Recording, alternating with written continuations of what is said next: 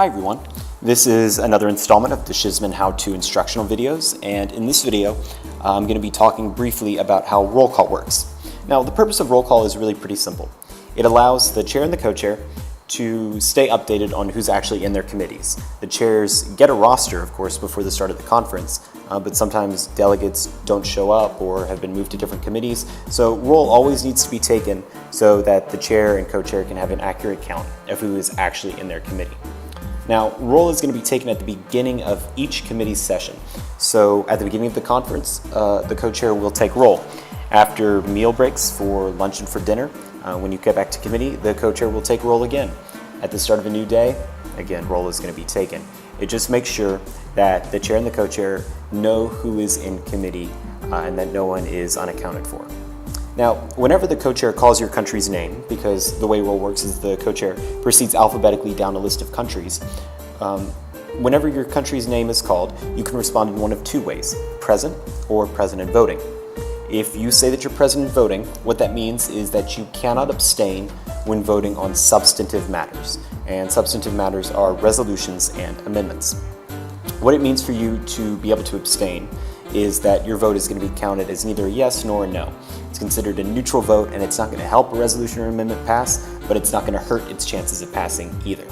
So if you say that you're present in voting, you can't abstain. You've got to vote either yes or no on everything that comes before the committee.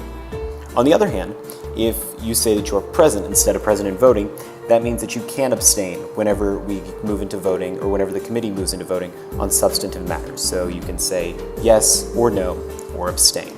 It allows you to be neutral and not to take a stance in favor of either side. Now, let's say that lunch took a little bit longer than you anticipated and you end up coming into committee a couple minutes late and you miss roll call. That's okay. That happens.